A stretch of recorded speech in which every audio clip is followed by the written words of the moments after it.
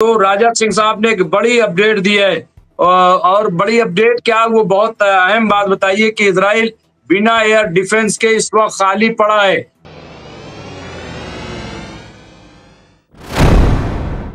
आदाब, मैं हूं मुमताज आलम रिजवी और बात करूंगा फिलिस्तीन की। जी हां, फिलिस्तीन के बारे में अब ये लोग सोच रहे हैं कि वो आजाद होगा या नहीं, क्योंकि पूरी दुनिया से अब आवाज उठने लगी।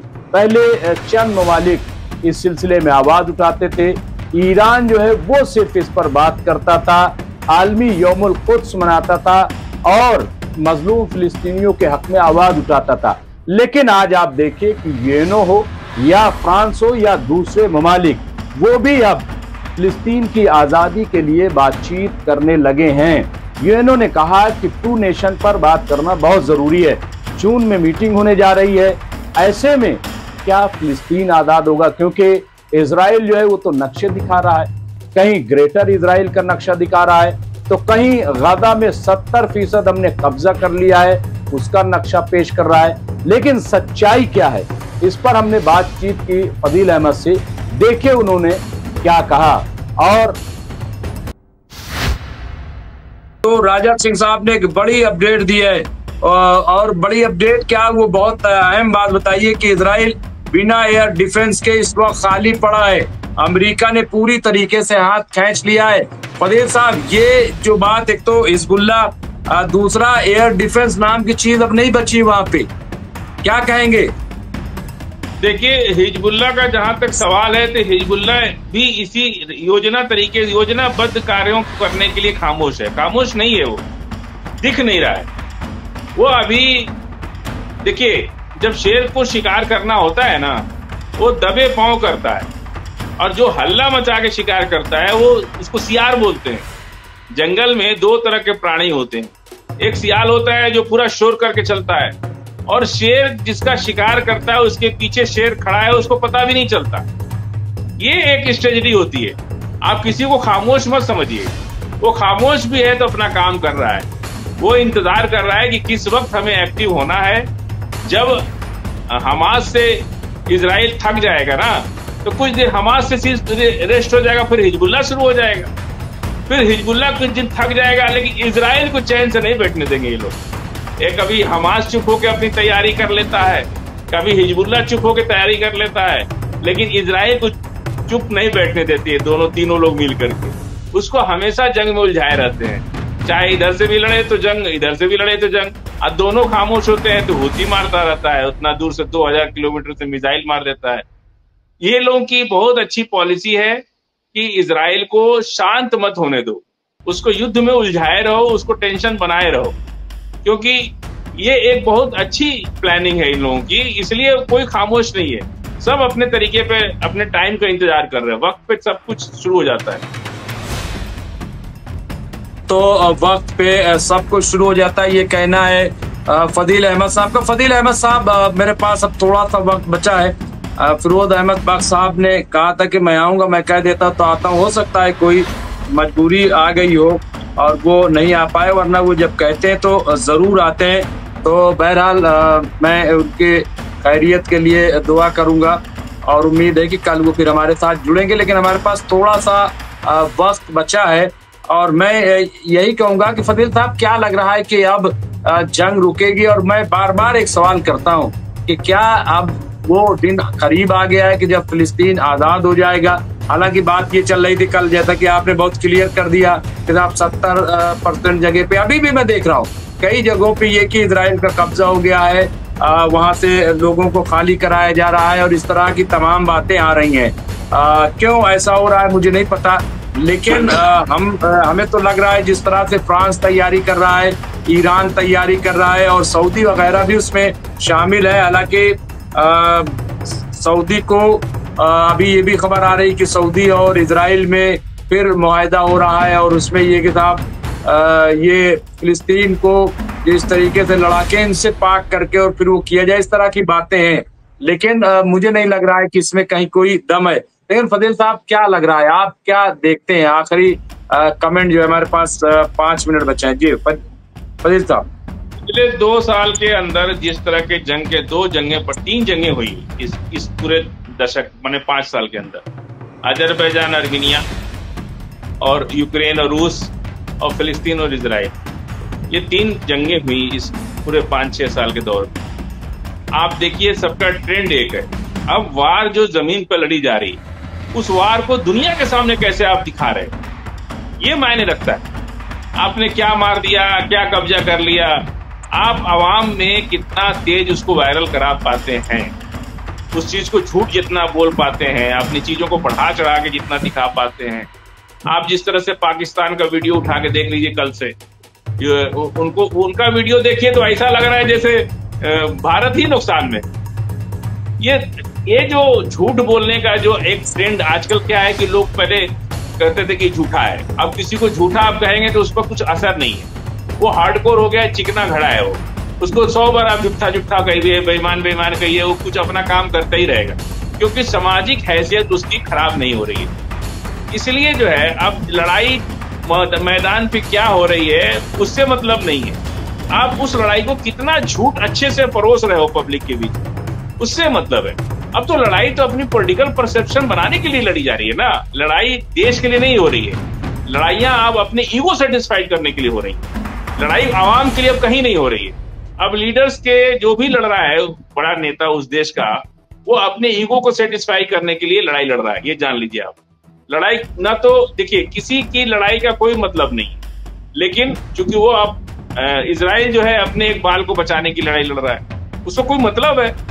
ऑलरेडी गजा एक अलग कंट्री है, एक देश है, वो अपनी चलाता है, उसको जगह खाली पड़ी है, पहले से प्रस्ताव पास है, यूएनओ ने प्रस्ताव पास कर दिया, अब तो इम्प्लीमेंटेशन बाकी है ना, फिर भी लड़ाई लड़े जा रहा है। तो अब जो है किसी आवाम के लिए, देश के लिए कोई नहीं लड़ रहा है, सब अपने ईगो को, अपनी पॉलिटिक्स के लिए लड़ाई लड़ रहे हैं कि हमारी पॉलिटिक्स इस लड़ाई से होगी। अब नेतन्याहू जब तक लड़ाई चल रही है तब तक जेल नहीं जाएंगे, तो उनको क्या दिक्कत है, उनका कौन सा पैसा जा रहा है घर से, उनको तो फायदा ही है ना, नुकसान तो है नहीं कुछ। उनकी कौन सी जिंदगी, उनका बेटा अमेरिका में पड़ा हुआ है, फैमिली सब अमेरिका में मजा कर रही है, नेतन्याहू भी जब मन करता है तब चले जाते हैं घूमने, तो उनका कोई निजी नुकसान नहीं है, देश से उनको कोई लेना देना नहीं। जितने सिविलियंस मारे जा रहे हैं, जितने देश का नुकसान हो रहा है, आर्थिक नुकसान हो रहा है, सारे काम बंद पड़े, इससे उनको कोई मतलब नहीं, लेकिन अपने ईगो के लिए हमले किए जा रहे हैं, अपने ईगो के लिए हमले किए जा रहे हैं। और खबर आई है जयदीप सिंह मुंडेला साहब ने दी है, मैं आखिरी खबर तौर पर, अमेरिका फिलिस्तीन में जंग के बाद इक़्तिदार यानी शासन चलाने के लिए हमास और पीए को छोड़कर किसी तीसरे मुतबादिल या विकल्प पर गौर किया जा रहा है, विचार किया जा रहा है। फदील साहब, ये फिर वही बात आ गई है, क्या आपको लग रहा है कि हमास को छोड़ करके और हमास इस चीज को मानेगा, या कैसे वहां पे किसको लाने की बात हो रही है? क्या इस बात में कहीं कोई, ये कौन गारंटी देगा फिलिस्तीन की तरफ से, ये कौन गारंटी देगा कि हमास नहीं रहेगा?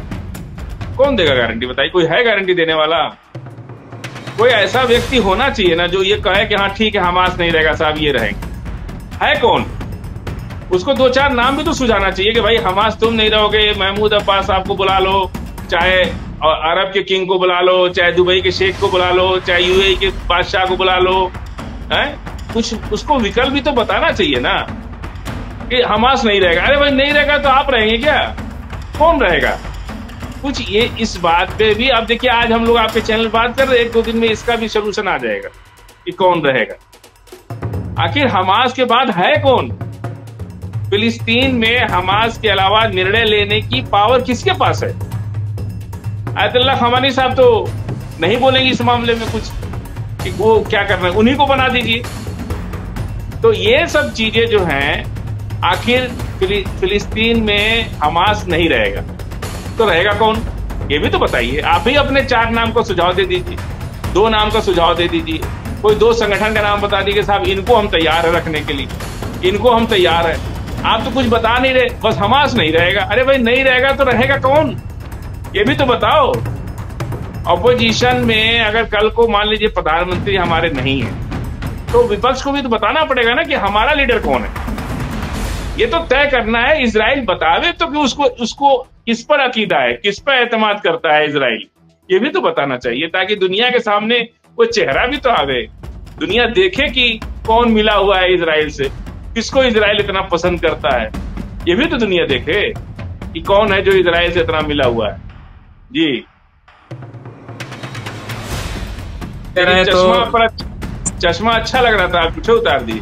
नहीं, मैं चमक से और मेरी आंख जो है थोड़ा से 2-3 दिन से मैं इसीलिए ड्रॉप लेकर के आया हूँ और ड्रॉप डाल रहा हूँ। मुझे परेशानी हो रही, मैं क्योंकि काम बहुत कर रहा हूँ इन दिनों लिखने पढ़ने का, तो उसकी वजह से थोड़ी प्रॉब्लम आ गई। तो पढ़ने में कई बार यार देखते देखते आंख जो है वो चुंदियाने लगती है, तो इसलिए मैंने रख रखा है थोड़ा से केंद्रित करने के लिए, क्योंकि जो मैसेजेस आ रहे हैं उनको पढ़ने में कई बार प्रॉब्लम हो जाती है।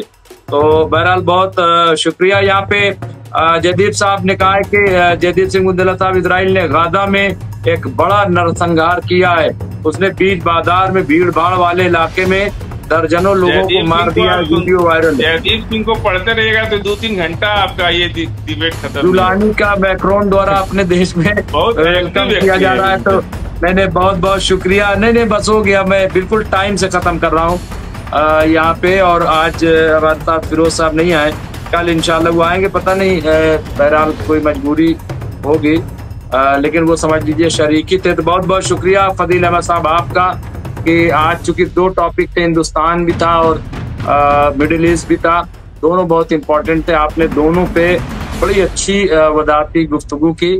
और एक साहब ने आपके लिए शेर लिखा था, वो गालिबन वो क्या था, हाँ, तबरेज आलम सिद्दीकी साहब ने फदील, अच्छा आज आपको लाइक मिले हैं, लाइक और लोग कर दीजिए भाई जरा से फदील अहमद साहब के लिए, क्योंकि जब लाइक करते हो तो नींद कम आती है।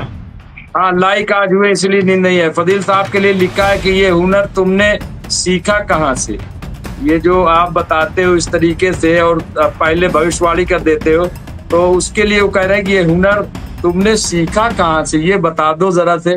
तो बहरहाल तमाम से लोग जुड़ते हैं हमसे, बाहर से भी जुड़ते हैं, हिंदुस्तान से, और बहरहाल मैं सबका शुक्रगुजार हूँ और खास तौर से फदील साहब आपका बहुत बहुत शुक्रिया। शब खैर, गुड नाइट। तो बहरहाल लब्बो-लुबाब ये है कि ग्रेटर इजराइल नहीं बनेगा और फिलिस्तीन आजाद होगा आज या कल, और उसके लिए तमाम तर जो मुल्क हैं वो तैयार हैं। खास तौर से आप देखिए कि यमन हो या ईरान या फिर लेबनान या इराक, ये तमाम मुल्क और इसके अलावा मगरबी मुल्कों से भी आवाज उठने लगी है। इसका मतलब ये साफ है कि इजराइल भले ही बड़ी बड़ी बातें करे, नक्शा पेश करे, कुछ भी करे, लेकिन सच्चाई ये है कि ये जो आजादी की लड़ाई लड़ रहे हैं फिलिस्तीनी, इनको एक न एक दिन कामयाबी जरूर मिलेगी। और चूंकि फिलिस्तीन का मसला सिर्फ फिलिस्तीनियों का मसला नहीं है, फिलिस्तीन